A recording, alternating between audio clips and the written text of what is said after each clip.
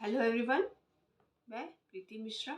आज मैं आप लोग के लिए जो नया टॉपिक हम लेकर आए हैं, बहुत सारे ऐसे व्यक्ति हैं, बहुत सारे ऐसे लोग हैं जिनके विरुद्ध बहुत सारे ऐसे अपराध हो जाते हैं। वो सोच नहीं पाते हैं कि वो क्या करें, वो कहाँ पे जा कर के अपनी कंप्लेन करें और कैसे करें, क्या कर प्रक्रिया है, कैसे उनको जो है उपचार मिले कि जो अपराधी मुझे मेरे ऊपर जो है ऐसा शारीरिक मेरे ऊपर अत्याचार करके मानसिक अत्याचार कर रहा है, उस अपराधी को कैसे दंड की सज़ा दी जाए। तो उसी से संबंधित आप लोगों को आज मैं जानकारी दूँगी कि अगर किसी अपराधी को सज़ा देनी है, अपराधी कोई भी हो सकता है, चाहे वो व्यक्ति में कहा गया है अपराधी जो है एक पुरुष भी हो सकता है, महिला भी हो सकती है और बच्चे भी अपराधी हो सकते हैं। तो कोई भी किसी भी एज का भी हो सकता है।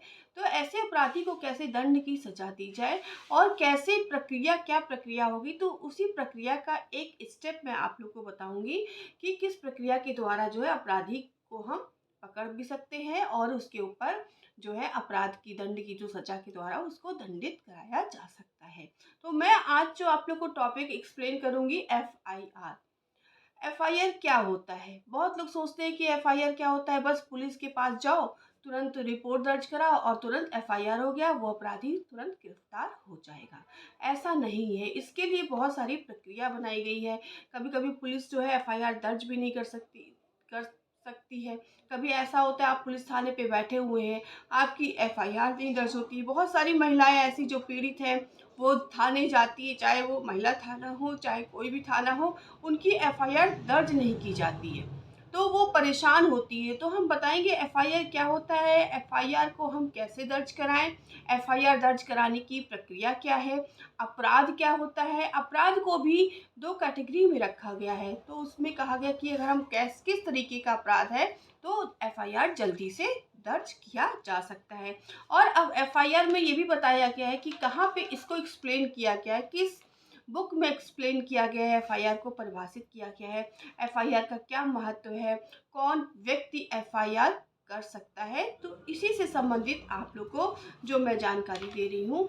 तो एफआईआर का जो फुल फॉर्म है, फर्स्ट इंफॉर्मेशन रिपोर्ट, मीन्स प्राथमिकी, जिसे हिंदी में कहते हैं प्राथमिकी। जो हमारे दंड प्रक्रिया संहिता, जो हमारा दंड प्रक्रिया संहिता है, उस संहिता के सेक्शन 154 में इसको एक्सप्लेन किया गया है। उस सेक्शन के द्वारा भी अगर किसी व्यक्ति को कोई भी उसके विरुद्ध चाहे शारीरिक अपराध हुआ हो या मानसिक अपराध हुआ हो, तो वो सेक्शन 154 के द्वारा जाकर के वो अपना जो है थाने में जाकर के वो अपराध जो है एफआईआर दर्ज करा सकता है। लेकिन इस समय जो प्रेजेंट टाइम में चल रहा है, हमें थाने में भी जाने की ज़रूरत नहीं है। महिलाएं हैं, बहुत डरती हैं कि मैं थाने में जाऊंगी तो ऐसी कार्रवाई होगी, पारिवारिक उलझन होगी, बहुत सारी चीज़ें महिलाएं अवॉइड करना चाहती हैं। तो इसके लिए ने गवर्नमेंट ने एक प्रोविज़न रखा है कि आपको थाने जाने की ज़रूरत नहीं है। अगर आपने मोबाइल के द्वारा भी एफआईआर अगर दर्ज कर दिया है तो वो एफआईआर माना जाता है। जैसे कभी हम लोग पुलिस को कॉल कर देते हैं कि ये पुलिस, ये नंबर है, मेरे पास ऐसा यहाँ पे अपराध हुआ है, आप तुरंत आइए, तो वो भी एक एफआईआर हुआ।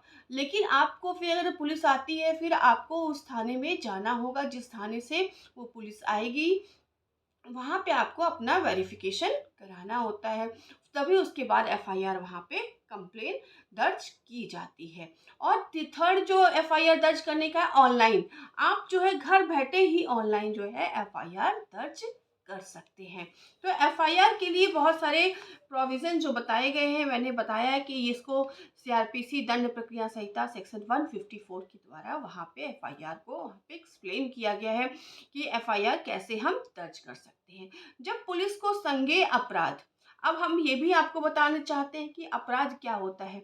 अपराध जब कोई व्यक्ति समाज के विरुद्ध कार्य करता है, कोई समाज के विरुद्ध कोई कार्य करता है, व्यक्ति को कोई क्षति पहुंचाता है, क्षति चाहे वो शारीरिक भी हो सकती है और मानसिक होती है, तो वो अपराध कहलाता है।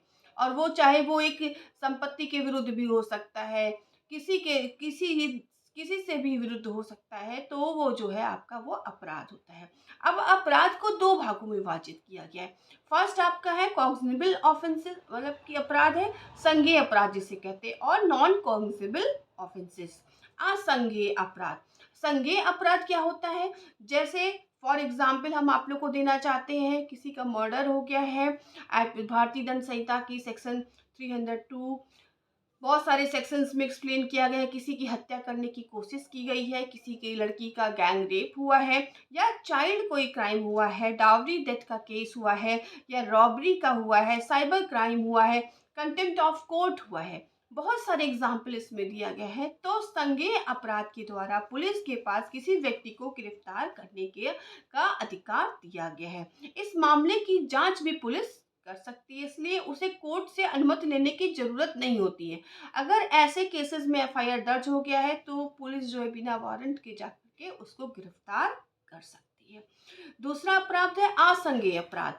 आसंज्ञेय अपराध पुलिस को किसी के पास ना तो गिरफ्तार करने का अधिकार होता है और ना ही ऐसे मामले की वो जांच भी कर सकता है। न्यायालय जब अनुमति देगी तभी जो है ऐसे मामलों की वो जांच कर सकता है, जैसे चोरी, लूट, मानहानि, प्रहार, संप्रहार। बहुत सारे ऐसे एग्जाम्पल, अगर कोई अटैक कर रहा है किसी के ऊपर, किसी की डिफेमेशन हो रहा है, डिफेमे हो गया है, बहुत सारे ऐसे एग्जाम्पल है, तो वो असंज्ञेय अपराध है।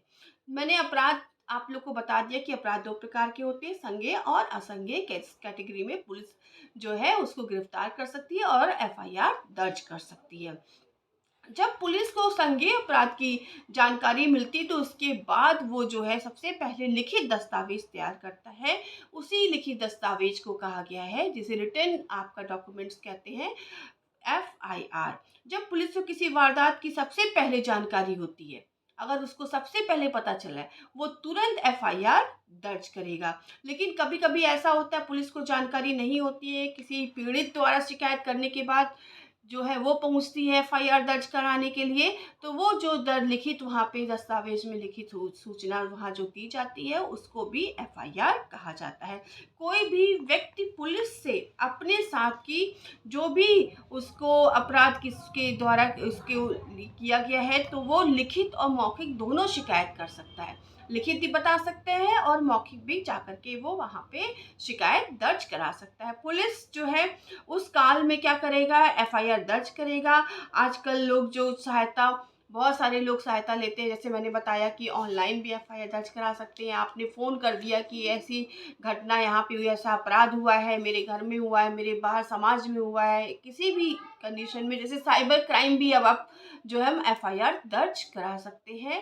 जैसे फॉर एग्जाम्पल किसी वरिष्ठ नागरिक के विरुद्ध कोई भी ऐसा अपराध किया गया है तो भी वो वहाँ पे जो है पुलिस तुरंत उसका, चाहे वो ऑनलाइन करेगा या क्या फ़ोन के द्वारा करेगा, शिकायत करता है या तो वहाँ थाने में जाके करता है, तो वो वहाँ पे एफआईआर दर्ज किया जाएगा। अब हम नेक्स्ट जो पॉइंट बताएंगे, एफआईआर का महत्व क्या है। अगर आपने दर्ज करा दिया है लेकिन लोगों ने दर्ज करा दिया, उसको पता ही नहीं चला है कि एफआईआर क्या होता है, इसकी वैल्यू क्या है, इसकी कोर्ट में क्या वैल्यू है। एक व्यक्ति ने एफआईआर दर्ज करा दिया, उसके बाद उस एफआईआर की क्या वैल्यू होती है ये मैं एक्सप्लेन करूंगी। किसी भी अपराध या वारदात की जांच में एफआईआर सबसे जरूरी होता है। किसी ने भी अपराध कर दिया, अगर मेरे कोई भी अपराध विरुद्ध कोई हो जाता है तो सबसे पहले मैं थाने में जा करके उसकी विरुद्ध जानकारी दे करके अपना एफआईआर वहाँ पे दर्ज कराऊंगी। जब एफआईआर दर्ज हो जाएगा तभी पुलिस जा करके उस अपराधी को गिरफ्तार कर सकता है। क्योंकि कुछ कानूनी कार्रवाई होती है, उस कार्रवाई में जो है लिखित जांच की जाती है, जो दस्तावेज तैयार किया जाता है, उस दस्तावेज में एफआईआर का होना बहुत ही आवश्यक है। अगर किसी महिलाओं के विरुद्ध कोई अपराध किया गया, अगर बच्चों ने कोई अपराध किया या बच्चों के विरुद्ध व्यक्ति कोई अपराध किया गया, किसी पागल व्यक्ति ने कोई अपराध किया है, तो वो भी जो है एफआईआर जो है उसके विरुद्ध दर्ज किया जा सकता है। अब नेक्स्ट पॉइंट है कि एफआईआर कौन कर सकता है। क्या एक व्यक्ति एफआईआर कर सकता है जिसके विरुद्ध कोई अपराध नहीं हुआ है, तो वो एफआईआर नहीं कर सकता है। तो एफआईआर कौन कर सकता है, अगर किसी व्यक्ति के पास किसी संज्ञेय वारदात की जानकारी हुई हो। संज्ञेय मैंने बताया कि हत्या हुआ, हत्या करने की कोशिश की गई है, घरेलू हिंसा है, आपका साइबर क्राइम, बहुत सारे तरीके के जो वारदात हैं, गैंग रेप हुआ है, किसी चाइल्ड क्राइम हुआ है, तो ऐसी जानकारी किसी नज़दीकी पुलिस स्टेशन में एफआईआर जो है लिखित सूचना दे करके हम दर्ज करा सकते हैं। सेकंड है आप ऑनलाइन के द्वारा भी एफआईआर दर्ज करा सकते हैं। थर्ड है आपको जो है मोबाइल के द्वारा भी सूचना दे करके एफआईआर दर्ज करा सकते हैं। अगर किसी पुलिस अधिकारी को संज्ञेय अपराध की जानकारी मिल जाती है तो वो खुद एफआईआर जो है अपने जो है थाने में उसकी रिपोर्ट वो दर्ज करेगा। दर्ज करने के बाद अपराधी को वो गिरफ्तार कर सकता है। अगर आपको किसी थर्ड पर्सन को पता चलता है कि वहाँ पे ऐसा अपराध हुआ है तो वारदात के मौके पर वो मौजूद अगर था तो वो चश्मदीद गवाह है तो वो भी थाने में जाकर के एफआईआर दर्ज करा सकता है। नेक्स्ट है आपका स्टेप है एफआईआर दर्ज कराने की प्रक्रिया क्या है। कि अगर हम जाते हैं तो मुझे थाने में पहुंच गए, मुझे पता ही नहीं है कि हम एफआईआर कैसे दर्ज कराएंगे, तो भारत दंड प्रक्रिया संहिता की इस जो आपकी धारा है सेक्शन 154 में एफआईआर को एक्सप्लेन किया गया है। जब कोई व्यक्ति किसी वारदात घटना की जानकारी मौखिक रूप से देता है तो पुलिस उसे लिखित शिकायत दर्ज करता या जानकारी देने वाले नागरिक के तौर पर अपना हक बनता है कि उसका एफआईआर वो वहाँ पे दर्ज, अगर शिकायत करने गया है तो वो एफआईआर दर्ज करे। अगर आपने जो मौखिक जानकारी दी है पुलिस उसे लिखने के बाद आपको पढ़ करके सुनाएगा। अगर आप मौखिक बोलते गए वो लिखता हुआ चला गया तो लिखने के बाद ये प्रक्रिया है कि पुलिस आपको पूरा पढ़ के सुनाएगा, तभी आपका वहाँ पे वेरिफिकेशन लिया जाएगा, आपका सिग्नेचर। अगर आपके जो है हस्ताक्षर नहीं कर पा रहे हैं तो आपके थंब का स्टैम्प का वहाँ पे लेकर के वो जानकारी आपको पढ़ करके सुनाएगा। आपके द्वारा दी गई जानकारी पुलिस के द्वारा लिखने के बाद इस पर आपका साइन किया जाता है या तो थंब इम्प्रेशन लगाया जाता है। आपको इस रिपोर्ट की तभी साइन करना चाहिए जब आप सारी घटना को अच्छे से जानकारी आपको पता रहे कि कहीं पुलिस ने तोड़ मरोड़ के तो नहीं शब्द इसको यूज कर लिया है तो दूसरी धारा लग जाएगी। जो अगर कोई किसी की हत्या हुई है, हत्या में आपको जो है 302 सेक्शन के द्वारा उसको कहीं तोड़ मरोड़ के की हत्या उसके सामने नहीं हुई, बहुत सारी चीजें ऐसे शब्द का प्रयोग कर दिया गया है तो इसका जो आप जो है वेरिफिकेशन करने, उसका पूरा क्लियर करने के बाद ही तभी आप वेरिफिकेशन करेंगे। जो लोग जो है उनको पता ही नहीं है कि वह किस विधि के द्वारा होता है, उसे उनको कोई जानकारी नहीं है तो वो जो है अपने किसी अगर अधिवक्ता को जानते हैं, किसी एडवोकेट को जानते हैं तो वो उस थाने में बुला करके वो एफआईआर की साथ से संबंधित सारी जानकारी लेकर के वो एफआईआर दर्ज करा सकते हैं। एफआईआर दर्ज कराने के बाद उसकी जो एक कॉपी जरूर लेना चाहिए, क्योंकि उस नागरिक का अधिकार है कि जो भी मैंने सूचना वहाँ दर्ज कराई कि उसको फ्री में देना चाहिए। वहाँ पे कोई शुल्क आपको नहीं लगेगा कि आपको इतने पैसे जमा करेंगे तभी आपको एफआईआर की कॉपी दी जाएगी। अब नेक्स्ट है एफआईआर में किस प्रकार की जानकारी देनी चाहिए कि अगर आप एफआईआर वहाँ दर्ज कराने गए, थाने में दर्ज कराने गए हैं या तो घर से ऑनलाइन दर्ज करा रहे हैं तो उसका एक पूरा प्रोफार्मा होगा, या आप जो है फ़ोन से कोई एफआईआर दर्ज करा रहे हैं तो कौन कौन सी आपको जानकारी देनी चाहिए। एफआईआर में जिसके विरुद्ध आप दर्ज कराने गए हैं उसका नाम, पता, तारीख, समय, किस समय घटना हुई है, रिपोर्ट कहाँ की है, वारदात की घटना कहाँ पे है, कौन से अपराध सही वहाँ पे मौजूद था, एफआईआर में कौन सी घटना थी, किस समय थी, सुबह शाम, जो भी है वो पूरी जानकारी आपको वहाँ पे देना होगा। सेकेंड है कि एफआईआर दर्ज कराते समय आपको कोई गलत जानकारी अगर आपने तोड़ मरोड़ के दिया तो आपको भी न्यायालय वहाँ पे अगर पता चलता है कि आपने गलत तरीके से उसको वहाँ पे एफआईआर दर्ज कराया तो न्यायालय आपको वहाँ पे दंड देगी। जो भारतीय दंड संहिता सेक्शन 203 के तहत अगर आपको कार्रवाई की जा सकती है आपके विरुद्ध, इसमें अगर कोई बयान ऐसा था जो वहाँ पे स्पष्ट नहीं हो रहा है तो न्यायालय आपको आईपीसी सेक्शन 203 के द्वारा आपको दंड दे सकती है। नेक्स्ट आपका है अगर आपको एफआईआर दर्ज ना हो तो क्या करें। ये बहुत सारी कभी कभी ऐसे हो जाते कि हम थाने में बैठे हुए हैं और मेरी एफआईआर दर्ज ही नहीं हो रही है, तो ऐसे कंडीशन में आपको क्या करना चाहिए। आप जिस थाने में है उस थाने के जो आपके डिस्ट्रिक्ट के इंचार्ज है, पुलिस सुप्रिटेंडेंट एसपी जिसे कहते हैं, कि जो जिला का अधिकारी पुलिस अधिकारी होता है उसके ऊपर होता है डिप्टी कलेक्टर जनरल होता है, उसके ऊपर डीआई जो आपका डीआईजी फिर आईजी होता है। आप उनको लिखित सूचना दे करके सारी जानकारी दीजिए कि जो है चाहे वो महिला दर्ज कराने गई है चाहे वो पुरुष की, ये जो है मेरा एफआईआर दर्ज नहीं हो रहा है, ऐसी घटना हो गई है। आप इन अधिकारियों की अपनी शिकायत लिखित रूप से दीजिए, मौखिक रूप से नहीं, लिखित सूचना जो है उनको दीजिए। अगर आप नहीं जा सकते हैं तो बाई पोस्ट रजिस्टर भी आप उनको ये सूचना दे सकते हैं। जिस स्तर से होगा एफआईआर दर्ज होने के बाद उसकी जांच की जाएगी। जांच करने के बाद उस अपराधी को गिरफ्तार किया जाएगा। फिर न्यायालय में उस एफआईआर दर्ज हो गया है तो न्यायालय की प्रक्रिया के द्वारा उस अपराधी को दंडित किया जाएगा।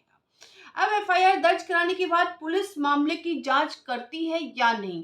अगर कोई संज्ञेय अपराध होता है तो पुलिस मामले की तुरंत जांच करती है कि कैसे हुआ अपराध, क्या सजा, क्या मतलब कि अपराधी किस तरीके का था, उसने किस तरीके को उसके ऊपर शारीरिक क्षति पहुंचाई, मानसिक क्षति पहुंचाई, तो वो तुरंत जांच। अगर कोई असंज्ञेय अपराध है तो जो न्यायालय की अनुमति के पश्चात ही पुलिस उसमें जांच कर सकती है।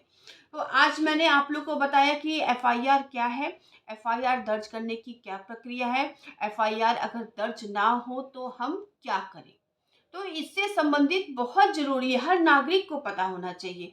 कब क्या हो जाए किसी को नहीं पता, ये सबको पता होना चाहिए कि एफआईआर की प्रक्रिया क्या है। अगर हम थाने में जाते हैं, एफआईआर नहीं दर्ज हो रहा है, तो जो थाने के अधिकारी से उच्च अधिकारी है, उसको तुरंत आप सूचना दीजिए। उसके ऑफ़िस में लिखित सूचना देकर बताइए कि ऐसा अपराध हुआ है, वहाँ पे मेरी जो है शिकायत दर्ज नहीं की जा रही है, आपकी सुनवाई ज़रूर होगी। महिलाएँ जो है वो डरती हैं समाज से। अगर वो महिलाएँ थाने में नहीं जाना चाहती हैं तो अपनी जो है एफआईआर जो है फ़ोन के द्वारा भी कर सकती हैं, नहीं तो वो ऑनलाइन एफआईआर भी दर्ज करा सकती हैं।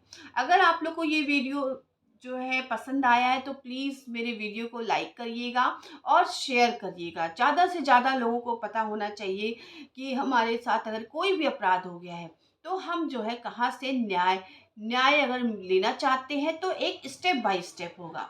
सबसे पहले मुझे थाने में जाना होगा, थाने जाने के बाद अगर तभी एफआईआर दर्ज होता है तभी हम न्यायालय में जाकर के उपचार प्राप्त कर सकते हैं और उस अपराधी को दंड दिला सकते हैं। तो अगर ये वीडियो पसंद आया है तो कमेंट बॉक्स में प्लीज़ कमेंट्स करिएगा और लाइक करिएगा एंड मेरे चैनल्स को सब्सक्राइब भी करिएगा, जिससे लोगों को बहुत सारी जानकारी मिलती रहे और मैं आगे और अच्छे-अच्छे वीडियोज़ बनाऊँगी। महिलाओं से मैं कहूँगी आप लोग डरिए नहीं, समाज आपके साथ है, किसी से मत डरिए, हिम्मत रखिए। कोई भी डराए, चाहे जो भी, चाहे डोमेस्टिक वायलेंस हो, कुछ भी, कोई भी ऐसे केसेस हो रहे हैं, तो आप डरिए नहीं, आपके साथ पूरा सब लोग आपकी सहायता करेंगे। Thank you very much.